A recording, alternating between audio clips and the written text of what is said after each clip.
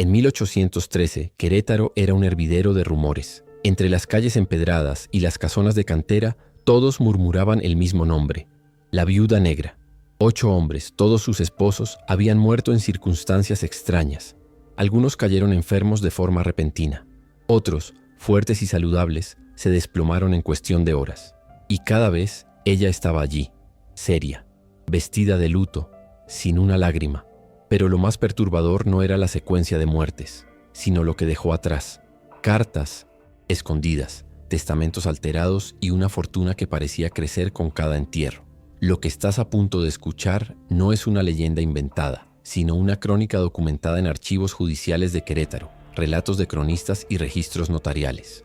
Una historia que revela hasta dónde puede llegar la ambición y el veneno, disfrazados de amor. Antes de seguir, asegúrate de suscribirte al canal, activar la campanita, dejar tu comentario con el país desde donde nos ves y compartir este video, porque lo que viene te dejará con más preguntas que respuestas. Querétaro, 1813. La ciudad respiraba un aire tenso. Afuera de sus murallas, la guerra de independencia avanzaba con ferocidad, pero dentro de sus calles, la vida cotidiana parecía aferrarse a cierta normalidad. Comerciantes llenaban las plazas, las familias acomodadas se refugiaban tras gruesos muros de cantera y el murmullo de los mercados competía con el sonido lejano de los tambores militares. Era una sociedad rígida, marcada por la jerarquía. Los hacendados controlaban la riqueza agrícola, los notarios manejaban herencias y propiedades, y los matrimonios eran casi siempre transacciones calculadas.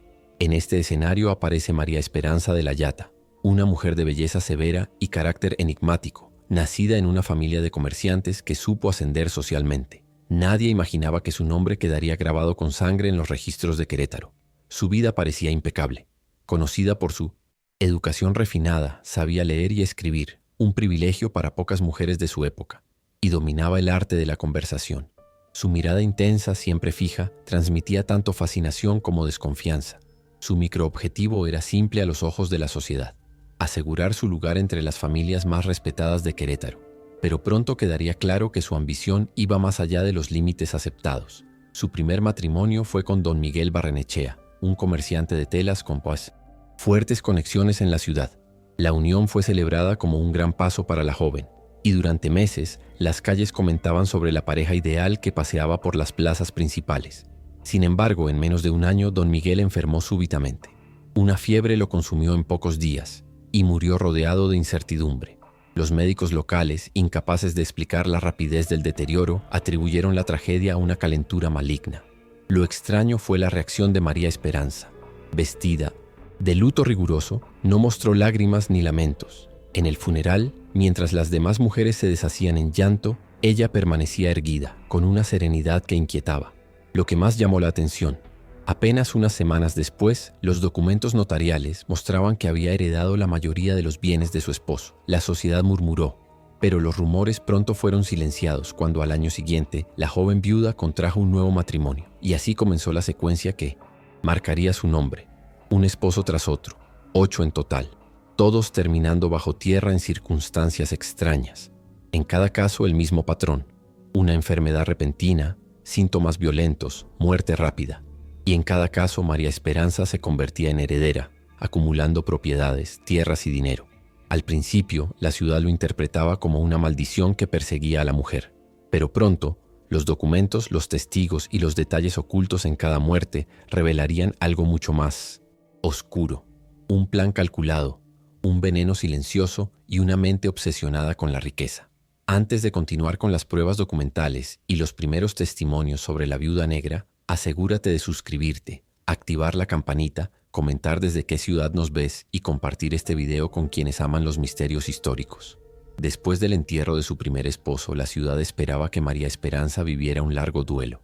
Sin embargo, apenas unos meses después, sorprendió a todos al anunciar un nuevo matrimonio, esta vez con don Vicente Zamacona, un joven hacendado conocido por su carácter alegre y su pasión por los caballos. El enlace levantó cejas en Querétaro. Muchos lo vieron como un movimiento apresurado, pero las familias aceptaron la unión porque reforzaba vínculos de poder y prestigio. El banquete nupcial se celebró con música, vino y abundancia, y la sonrisa de la viuda, ahora convertida en esposa otra vez, parecía borrar los rumores de mala suerte. Pero la tranquilidad duró poco. En menos de 6 meses, don Vicente cayó enfermo de manera extraña.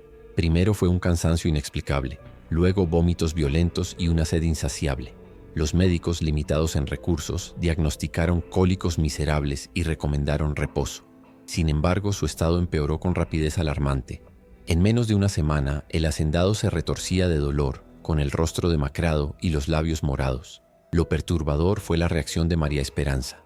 En lugar de sin Pontelí mostrarse abatida, recibía a los médicos con una calma glacial. Incluso hubo quien afirmó verla dando instrucciones precisas sobre las pócimas y remedios que debía beber su marido.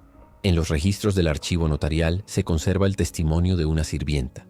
La señora decía que le diera a don Vicente un vino oscuro antes de dormir. Él lo bebía confiado, pero cada amanecer despertaba peor. Cuando murió, ella no lloró, solo ordenó que lo amortajaran de inmediato. La ciudad quedó desconcertada. 2 esposos muertos en tan poco tiempo no podía ser simple coincidencia. Algunos murmuraban que María estaba marcada por la mala fortuna, otros que un mal desconocido rondaba su casa. Sin embargo, un pequeño detalle encendió las sospechas. El testamento de don Vicente había sido modificado poco antes de su enfermedad y en él la esposa aparecía como beneficiaria principal. Los vecinos comenzaron a observarla con más atención. Su luto impecable, su postura erguida, su ausencia de lágrimas. Todo en ella parecía calculado. Lo que en un principio fue visto como fortaleza, ahora se interpretaba como frialdad. Y aún así, a pesar de los rumores, los pretendientes no desaparecieron. La fortuna que acumulaba, su belleza enigmática y su habilidad para tejer alianzas sociales la convertían en una viuda codiciada. Lo que nadie imaginaba era que cada nuevo matrimonio sería una sentencia de muerte. Con la segunda tragedia, el patrón empezaba a dibujarse. Esposos saludables, enfermedades repentinas, muertes aceleradas y una herencia que siempre crecía. Los archivos judiciales de Querétaro, años después, revelarían que este fue el punto en el que los notarios y vecinos comenzaron a recopilar pruebas.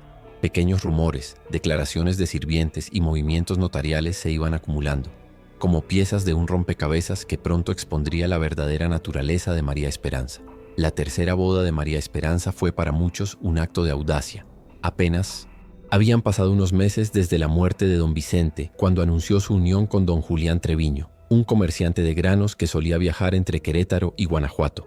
Era un hombre robusto, acostumbrado al trabajo y con fama de ser desconfiado en los negocios. Los vecinos, incrédulos, empezaron a susurrar. ¿Cómo podía una mujer perder 2 esposos en tan poco tiempo y volver a casarse sin sombra de culpa? Pero don Julián no pareció inquietarse.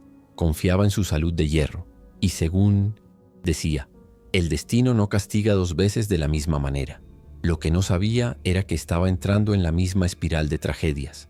Durante los primeros meses de matrimonio, todo parecía normal. Sin embargo, los sirvientes de la casa comenzaron a notar extrañas rutinas nocturnas. Una de las criadas relató años después que María Esperanza solía pasar horas en la cocina, mezclando líquidos en botellas de vidrio oscuro. Decía preparar tónicos para fortalecer a su marido, pero los olores eran agrios, ásperos, difíciles de soportar. El deterioro de don Julián fue lento, distinto a los casos anteriores.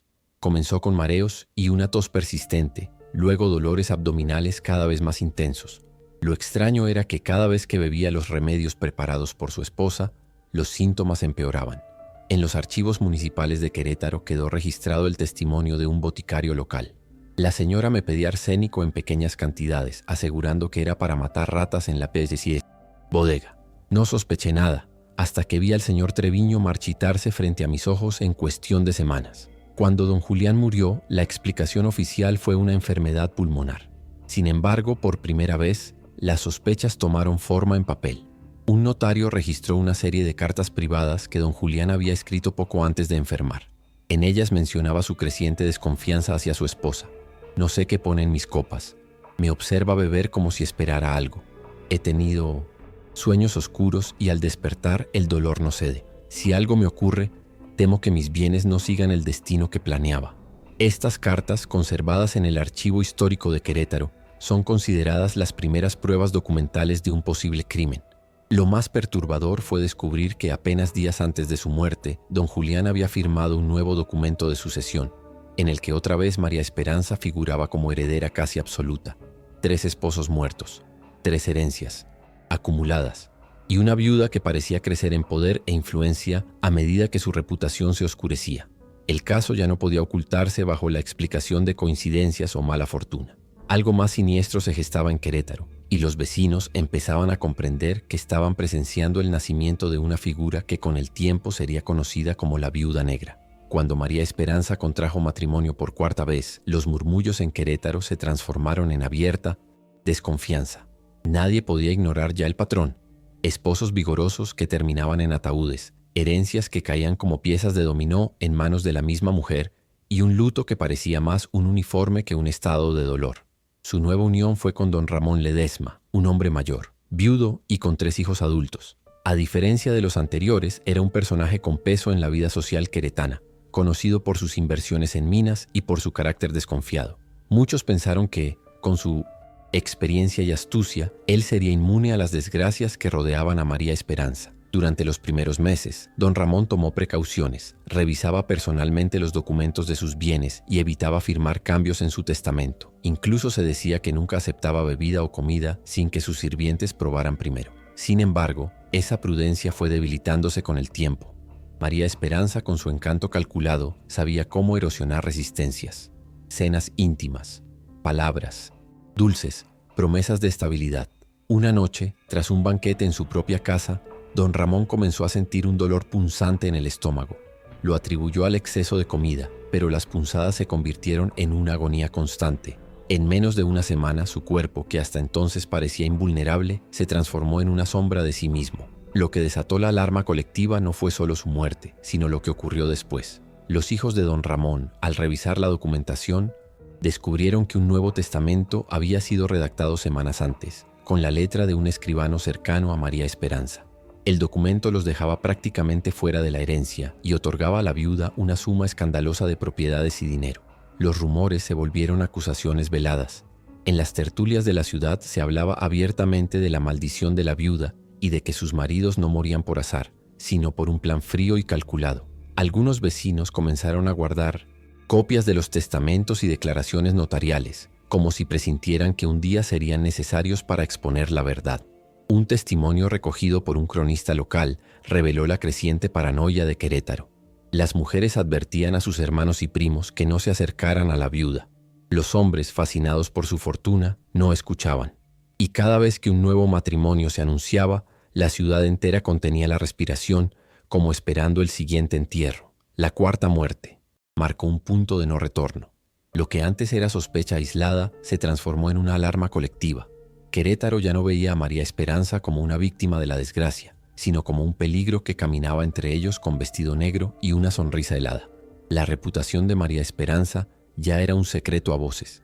En las calles de Querétaro, las miradas se cruzaban cuando su figura de luto atravesaba la plaza.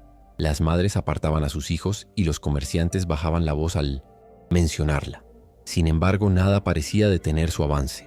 Cada entierro, en vez de marginarla, la rodeaba de un aura peligrosa y magnética.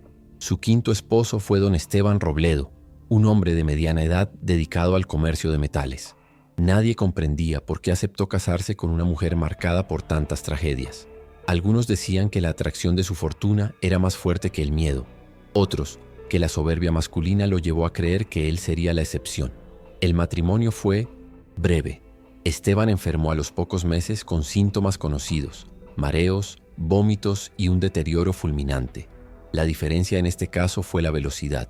En menos de 3 días pasó de cabalgar por la hacienda a ser llevado en un féretro.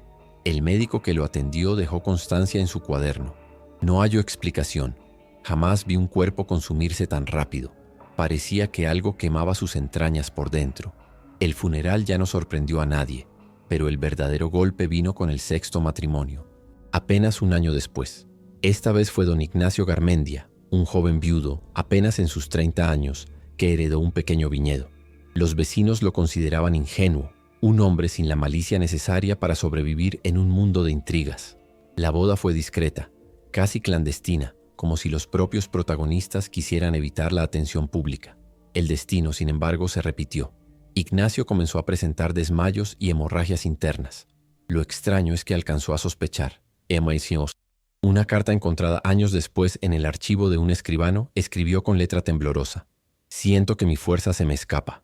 Cada copa que bebo en su compañía me deja peor. No sé si es amor lo que ella ofrece, o veneno. Cuando murió, El rumor se transformó en certeza colectiva. Ningún hombre podía salir vivo del lecho de la viuda negra. Con 6 maridos enterrados, la ciudad ya no hablaba de coincidencia ni de desgracia. Había quienes empezaban a murmurar la palabra asesina en las tertulias privadas. Otros la consideraban una mujer endemoniada, símbolo de un poder femenino incontrolable para la época.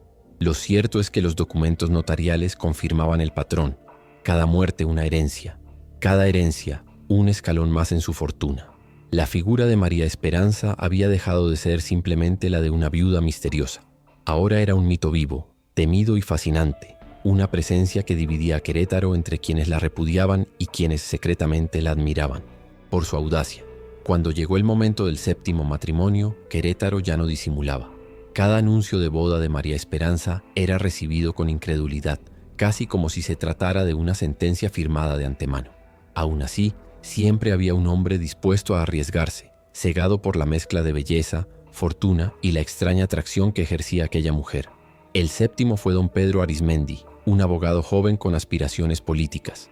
Muchos creyeron que sería diferente. Un hombre instruido, acostumbrado a los pleitos judiciales, capaz de defenderse de intrigas. Pedro incluso declaró a sus colegas que él sería quien domesticara a la viuda más temida de Querétaro. Pero su arrogancia duró poco. Una fiebre fulminante lo derribó en cuestión de días. Los registros del archivo médico de la ciudad anotan lo siguiente. Paciente presentó manchas en la piel y vómito negro. Síntomas inusuales que no corresponden a calentura común. Sospecha de envenenamiento, aunque no hay pruebas. Lo que llamó la atención esta vez fue el rastro legal. Antes de morir, Pedro había iniciado trámites para transferir propiedades a su esposa. El documento quedó inconcluso, pero el borrador mostraba una cesión de tierras que beneficiaba, una vez más, a María Esperanza. Tras el funeral, la ciudad ya no lo ocultaba. 7 esposos muertos, 7 fortunas heredadas. Y aún así, la historia no terminó allí. El 8º y último fue don Tomás Escandón, un comerciante mayor, conocido por su devoción al orden y su obsesión con los contratos. La boda fue fría, sin celebración, casi como un pacto silencioso. La gente murmuraba que Tomás sabía lo que arriesgaba, pero que no podía resistirse a la dote que venía con la unión. Su final fue el más dramático de todos. En medio de una cena en la casa familiar, don Tomás se desplomó repentinamente frente a los invitados. Se convulsionó en el suelo mientras María Esperanza, imperturbable, ordenaba a los sirvientes que lo llevaran a su alcoba. Murió antes de que el médico llegara. El impacto fue devastador. A diferencia de los otros maridos, esta vez hubo testigos que vieron cómo bebía de una copa servida por su esposa minutos antes del colapso. Varios invitados juraron más tarde que ella observaba la escena con una serenidad escalofriante. Con la 8ª muerte, la leyenda se selló. No había hombre en Querétaro que no conociera la historia. La llamaban abiertamente la Viuda Negra, un nombre que recorría tabernas, plazas y tertulias nocturnas. Para muchos, se había convertido en la encarnación de la ambición desmedida. Para otros, en un recordatorio de que el amor podía ser el veneno más letal. Los registros judiciales y notariales de la época muestran que tras la última muerte comenzaron las primeras indagaciones formales. Documentos, cartas y testimonios empezaban a acumularse como piezas de un caso que amenazaba con estallar. Antes de continuar, donde veremos cómo los documentos oficiales, cartas y testimonios comenzaron a armar la investigación contra María Esperanza. Asegúrate de suscribirte, activar la campanita, comentar tu opinión sobre cuál de estas muertes fue la más sospechosa y compartir este video para que más personas conozcan esta oscura parte de nuestra historia. Tras la 8ª muerte, Querétaro ya no podía permanecer en silencio. Lo que antes eran rumores de pasillo se transformó en un clamor abierto. Los notarios, boticarios y hasta sirvientes comenzaron a compartir fragmentos de información que unidos dibujaban un cuadro aterrador. La primera pieza llegó de un escribano local, quien reveló que varios de los testamentos de los difuntos habían sido modificados en los meses previos a sus muertes. La letra de los documentos variaba, pero en todos aparecía la misma constante. María Esperanza figuraba como heredera principal, desplazando a hijos legítimos, hermanos o socios. Estos papeles comenzaron a circular en secreto, como pruebas de un patrón demasiado evidente. Al mismo tiempo, los boticarios de la ciudad dieron testimonio sobre compras sospechosas. Una declaración firmada en 1813 mencionaba: la señora pidió arsénico en varias ocasiones, asegurando que lo necesitaba para eliminar plagas en la despensa. Nunca imaginé que tal sustancia pudiera ser usada de otra forma. El registro quedó guardado en los archivos municipales, pero con el tiempo se convirtió en una pieza clave para los cronistas que reconstruyeron el caso. Más reveladoras aún fueron las cartas privadas de los propios esposos. Algunas se conservaron gracias a familiares que, desconfiando de la viuda, escondieron los papeles en baúles. En ellas los hombres describían síntomas repetidos: ardor en la boca del estómago, vómitos oscuros, insomnio, paranoia. Y en más de una ocasión el mismo detalle: las bebidas que su esposa les servía antes de dormir. Un fragmento de la carta de don Ignacio, hallada décadas después, resumía la inquietud general. No sé si mi mente me engaña, pero siento que cada copa que ella me ofrece lleva dentro mi final. Y lo más terrible es que aún así no puedo rechazarla. Estas pruebas comenzaron a entrelazarse como hilos de una telaraña. Y lo más perturbador era que todas apuntaban a lo mismo. María Esperanza utilizaba su encanto para seducir, firmar testamentos y finalmente administrar la dosis que sellaba la herencia. Los vecinos, que antes habían permanecido callados por miedo o por conveniencia, empezaron a hablar. Una criada declaró que la señora solía preparar líquidos espesos en recipientes ocultos. Un notario confesó que había sido presionado para firmar documentos sin leerlos con calma. Incluso un médico local admitió que en más de un caso había sospechado envenenamiento, pero carecía de pruebas para acusar. Era el inicio de algo mayor. La ciudad ya no veía a la viuda negra como un simple misterio. Ahora era un caso judicial en construcción, un expediente que, aunque fragmentado, amenazaba con exponer a una de las mujeres más temidas de la historia queretana. Con 8 entierros a sus espaldas, Querétaro parecía dividido en dos bandos: quienes exigían justicia y quienes, por miedo o conveniencia, preferían callar. Pero lo que ocurrió después alimentó aún más el mito de la viuda negra. Los documentos que la señalaban comenzaron a desaparecer misteriosamente. Los notarios que habían resguardado copias de testamentos adulterados reportaron robos en sus oficinas. Baúles con cartas privadas se encontraron abiertos y algunos papeles clave fueron sustraídos sin dejar rastro. En un caso registrado en los archivos municipales, un escribano denunció que su despacho fue forzado en la madrugada.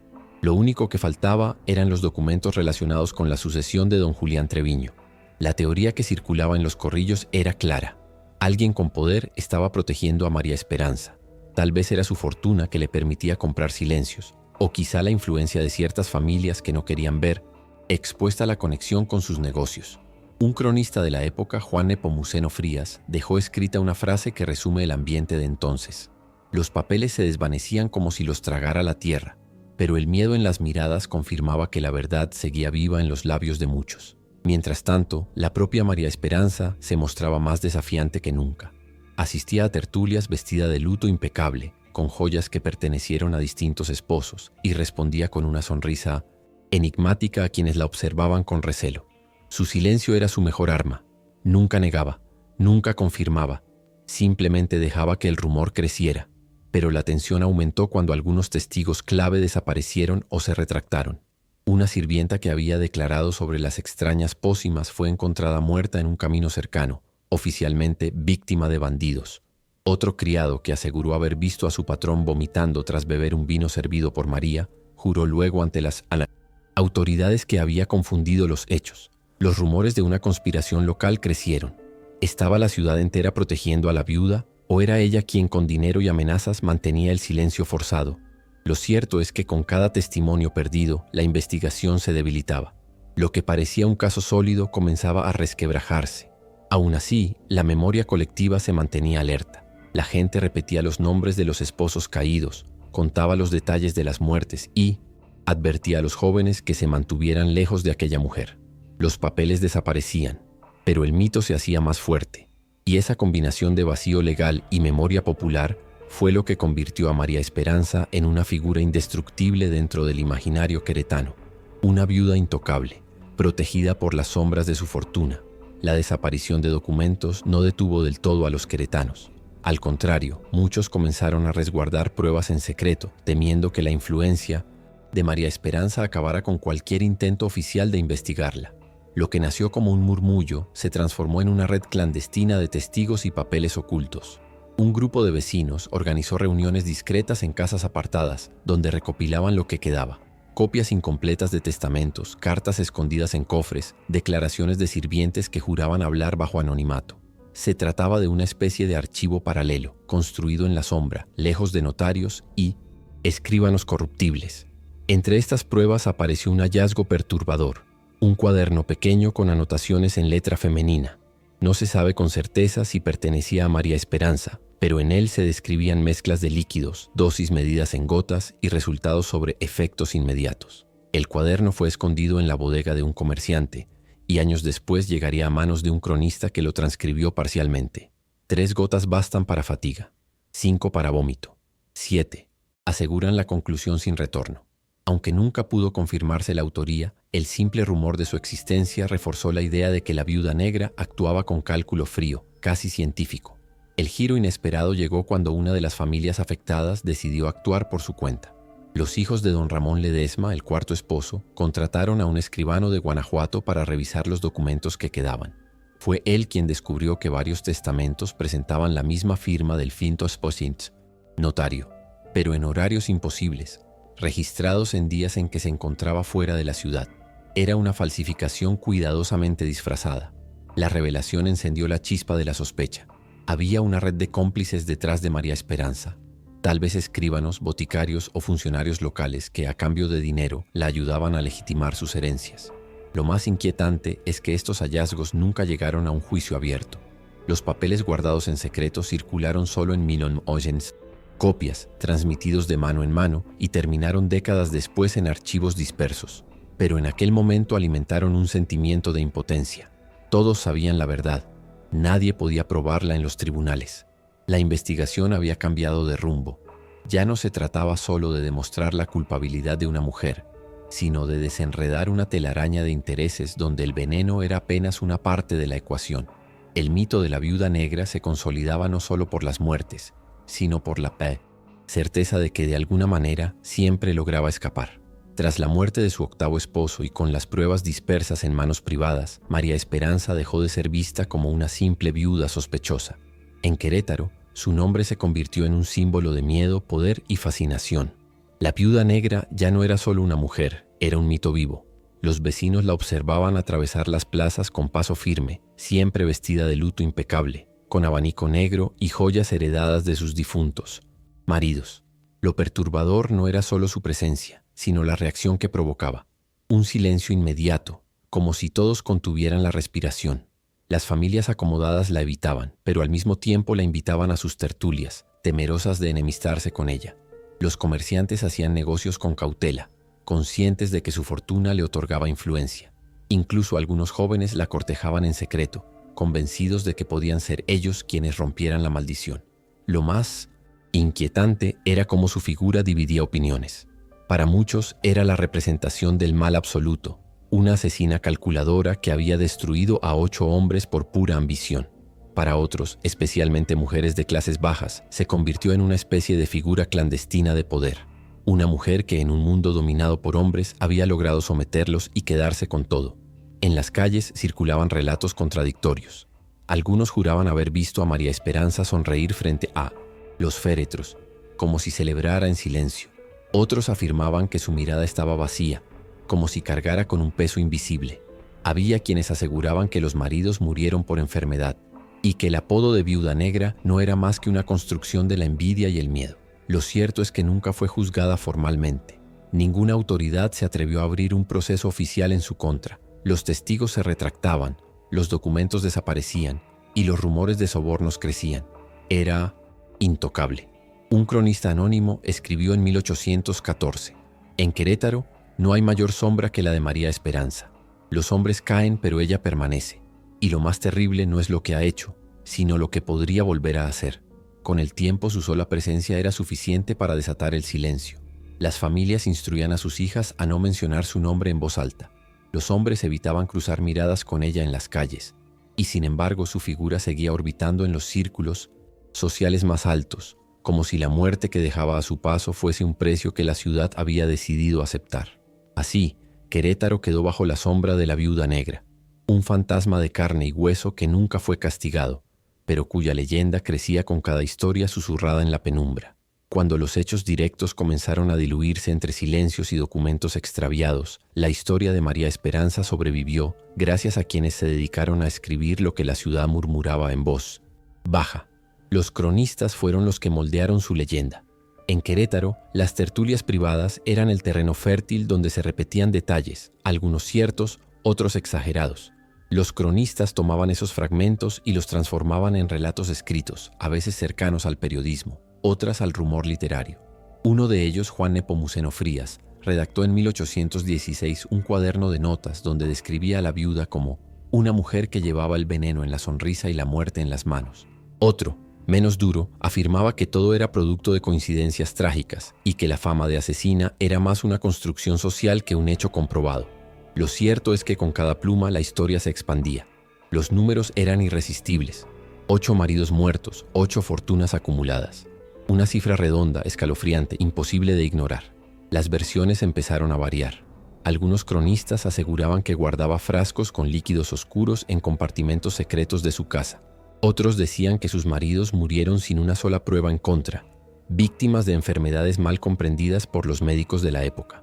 Algunos incluso narraban que la mujer, en realidad, estaba maldita y que la muerte seguía a cualquiera que se atreviera a unirse a ella. Con el paso de los años, el mito se volvió más grande que la realidad. María Esperanza ya no era una persona, era un símbolo. Representaba el temor a la mujer independiente en una época donde la obediencia femenina era ley. Encarnaba el miedo a la ambición, al deseo de riqueza y poder que traspasaba las normas de su tiempo. Los cronistas hicieron de ella un espejo de la ciudad. Para unos, la prueba de la decadencia moral. Para otros, un monstruo fascinante cuya historia merecía ser contada en susurros. Y en esa dualidad, la viuda negra encontró su inmortalidad. A medida que los años pasaban, la gente olvidaba detalles concretos de los esposos, pero nunca olvidaba el número: 8. Cada generación repetía la historia adornándola con nuevos matices hasta que la línea entre realidad y mito quedó completamente borrada. El peso de las palabras escritas selló lo que los juicios nunca pudieron hacer: condenar a María Esperanza en la memoria colectiva de Querétaro. Con el paso de los años, cuando la voz de los cronistas ya había transformado a María Esperanza en un mito, comenzaron a aparecer testimonios tardíos, fragmentos de memoria que aportaban piezas nuevas al rompecabezas. No eran documentos oficiales, sino relatos recogidos de familiares, sirvientes y vecinos ancianos que afirmaban haberla visto de cerca. Uno de los más citados provino de Catalina, una criada que trabajó en la casa durante la época de don Vicente Zamacona. Décadas después confesó a un nieto que María Esperanza la obligaba a calentar líquidos espesos en ollas pequeñas. Decía que era medicina para el patrón, pero cada vez que él la tomaba quedaba peor, habría dicho Catalina antes de morir. Ese relato fue anotado por un cronista oral y transmitido en reuniones familiares hasta convertirse en parte inseparable de la historia. Otro testimonio tardío vino de un sobrino de don Julián Treviño, quien aseguraba que su tío había confiado en él durante los últimos días de enfermedad. Según este sobrino, Julián le susurró con voz quebrada: «No la dejes sola conmigo. Siento que me está matando en silencio». Aunque imposible de verificar, la fuerza de estas palabras alimentó aún más la percepción de que todos los esposos habían presentido su final en manos de la viuda negra. Incluso entre sus contemporáneos hubo voces que defendieron a María Esperanza. Algunos amigos cercanos afirmaban que nunca la vieron manipular venenos y que en realidad fue víctima de una cadena de enfermedades y casualidades que coincidieron de forma trágica. Sin embargo, estas defensas fueron siempre menos escuchadas que las acusaciones. En una sociedad hambrienta de explicaciones, era más fácil creer en el veneno que en el azar. Lo más inquietante es que estos testimonios surgieron cuando ya era demasiado tarde. Para entonces, María Esperanza había desaparecido de la vida pública. Algunos decían que murió en silencio en su casa, otros que huyó de Querétaro para empezar una nueva vida en otra ciudad. Nadie supo con certeza qué fue de ella, pero los recuerdos de quienes la conocieron en carne y hueso mantuvieron viva la tensión entre mito y realidad. Cada voz tardía añadía un matiz: la mujer fría que nunca lloró, la esposa que servía copas con mirada fija, la viuda que acumulaba propiedades mientras los féretros pasaban uno tras otro. Con estas memorias dispersas, la viuda negra dejó de ser solo un rumor escrito y se transformó en un fantasma oral que atravesaba generaciones y encendía la imaginación de todos los que escuchaban su nombre. Después de años de murmuraciones, documentos ocultos y funerales sucesivos, la fortuna y el prestigio de María Esperanza ya no podían protegerla de lo inevitable: la caída social. No hubo juicio ni castigo oficial, pero el veredicto de Querétaro fue más cruel que cualquier sentencia: el aislamiento absoluto. Las familias que antes la recibían en sus tertulias comenzaron a cerrar sus puertas. Nadie quería ser asociado con la mujer cuyo nombre era sinónimo de muerte. Los comerciantes rehusaban hacer tratos directos con ella. Preferían enviar intermediarios, como si el simple contacto pudiera traer desgracia. Incluso las sirvientas más humildes rechazaban trabajar en su casa, aterrorizadas por los rumores de pócimas y venenos. La casa de María Esperanza, que en otra época había sido escenario de banquetes y música, quedó silenciosa. Ventanas cerradas, corredores vacíos, pasillos que resonaban con eco. El lujo seguía ahí, muebles finos, joyas heredadas, ropas de seda, pero ya no había nadie con quien compartirlo. El miedo se había convertido en su prisión. Cada vez que cruzaba la plaza, la gente se apartaba. Algunos hombres la insultaban en voz baja, llamándola asesina. Otros simplemente la miraban con un respeto cargado de terror. Ella, fiel a su estilo, jamás respondía. Caminaba erguida, con el abanico en la mano, como si nada pudiera quebrar su máscara de dignidad. Se dice que en esta etapa, María Esperanza empezó a hablar sola en su casa, caminando de un lado a otro por las habitaciones vacías. Los vecinos aseguraban escuchar su voz por las noches, como si mantuviera conversaciones con los 8 esposos que había enterrado. Nadie se atrevía a acercarse demasiado. Un cronista escribió: «No hubo cárcel que la encerrara, pero su castigo fue peor, vivir entre todos y no pertenecer a nadie. El veneno que derramó sobre otros terminó por devorarla en soledad». El aislamiento marcó el inicio de su declive. La mujer que había acumulado fortunas y temores terminó rodeada únicamente por sombras. No hubo más pretendientes, ni banquetes, ni alianzas. Solo el eco de sus pasos y el peso de una ciudad que, aún sin pruebas legales, la había condenado para siempre. La viuda negra no necesitó ser juzgada en un tribunal. Fue ejecutada lentamente por el juicio social, por el miedo y el silencio que la apartaron de todo lo humano. Décadas después de que el nombre de María Esperanza se apagó de la vida pública, su sombra volvió a aparecer gracias a los archivos. En oficinas polvorientas, en cofres olvidados por descendientes de notarios y comerciantes, comenzaron a salir a la luz fragmentos que confirmaban lo que muchos sospechaban: la viuda negra existió, y las pruebas de su historia quedaron desperdigadas en papeles oficiales. Entre los documentos más citados estaba un registro notarial incompleto, donde aparecían 3 testamentos redactados con una caligrafía sospechosamente similar. Las fechas no coincidían con los viajes del notario titular, lo que reforzaba la hipótesis de falsificación. Estos papeles fueron analizados en el siglo XIX por historiadores locales, quienes concluyeron que había un patrón de manipulación en favor de María Esperanza. Otro hallazgo importante provino del Archivo Municipal de Querétaro, donde se encontraron declaraciones de boticarios sobre la venta de arsénico. Aunque en la época era común usarlo contra plagas, las fechas coincidían con los meses en que los esposos se enfermaron. Era la primera vez que la coincidencia quedaba asentada en papel.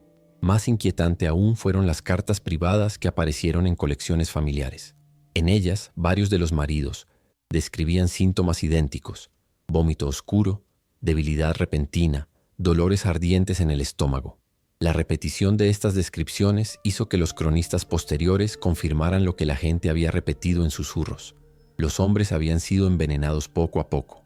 A pesar de estos hallazgos, nunca hubo un documento definitivo que condenara formalmente a María Esperanza. Los archivos la señalaban, pero al mismo tiempo confirmaban su impunidad. Nunca enfrentó un juicio, nunca fue encarcelada, nunca fue castigada por las autoridades. Lo que sí quedó claro es que su historia trascendió porque reflejaba los miedos y tensiones de su tiempo. Querétaro, en plena guerra de independencia, era un lugar de incertidumbre, de cambios sociales y de desconfianza. La figura de la viuda negra se convirtió en un espejo de todo eso: la ambición, el poder en la sombra y la muerte que llegaba sin explicación. Para algunos historiadores modernos, María Esperanza fue la primera gran criminal documentada de Querétaro. Para otros, un personaje inflado por el rumor popular. Sea cual sea la verdad, los papeles hallados en los archivos dan cuenta de que detrás de la leyenda existió una mujer real, cuya vida dejó huellas en la memoria colectiva y en la tinta de los escribanos. La historia no terminó con su muerte o desaparición. Al contrario, siguió creciendo con cada documento redescubierto, con cada cronista que desempolvaba un testimonio. Y así, hasta hoy, sigue viva en las calles empedradas de Querétaro, donde todavía se pronuncia su apodo con un escalofrío: la viuda negra. Con el paso de los siglos, la historia de María Esperanza, la llamada viuda negra de Querétaro, quedó suspendida entre 2 planos: el de los documentos que sobreviven en archivos y el de la leyenda que se transmite en susurros. 8 esposos muertos en circunstancias extrañas, 8 herencias acumuladas, testamentos adulterados, boticarios que hablaron de arsénico, sirvientes que insinuaron veneno en 1900, las copas, y una ciudad entera que prefirió condenarla con silencio antes que verla en un tribunal. Su final exacto permanece envuelto en misterio. Algunos dicen que murió sola en su casa, rodeada de riquezas que no pudo disfrutar. Otros aseguran que huyó a otra ciudad, donde continuó su vida en el anonimato. Lo único seguro es que Querétaro nunca olvidó su nombre. La viuda negra se convirtió en un espejo oscuro de su tiempo. En una sociedad rígida y controlada por alianzas familiares, ella fue una anomalía. Una mujer que acumuló poder y fortuna en un mundo donde estaba prohibido. Pero ¿a qué precio? ¿Fue una asesina calculadora que usó el veneno como arma silenciosa? ¿O fue una víctima de coincidencias y enfermedades mal comprendidas, condenada por el miedo colectivo? Cada generación ha respondido esas preguntas de forma distinta. Para algunos es símbolo de maldad, para otros una figura de resistencia femenina en una época que negaba cualquier ambición a las mujeres. Y en ese debate radica la fuerza de su leyenda. Nunca hay certezas absolutas, solo fragmentos de verdad rodeados de sombras. Hoy, caminar por las calles empedradas de Querétaro es también caminar sobre su fantasma. En cada casona antigua, en cada balcón de hierro forjado, parece flotar la idea de que en algún momento una mujer vestida de luto pasó por allí, llevando en sus manos el secreto de 8 vidas. La viuda negra ya no es solo un personaje de archivos, es un mito que vive en la memoria popular. Una advertencia sobre la ambición, el poder y los misterios que la historia nunca terminó de resolver. Y aquí es donde la reflexión te pertenece a ti. ¿Fue María Esperanza una asesina, una mujer visionaria o simplemente un producto de su tiempo? ¿Mereció el aislamiento y la condena social o fue víctima de una conspiración que necesitaba un rostro para el miedo? ¿Crees que todavía hay documentos ocultos que podrían cambiar nuestra visión de ella? Si esta historia te atrapó tanto como a nosotros, suscríbete al canal, activa la campanita, deja tu comentario con tu opinión y comparte este video para que más personas conozcan la oscura leyenda de la viuda negra de Querétaro.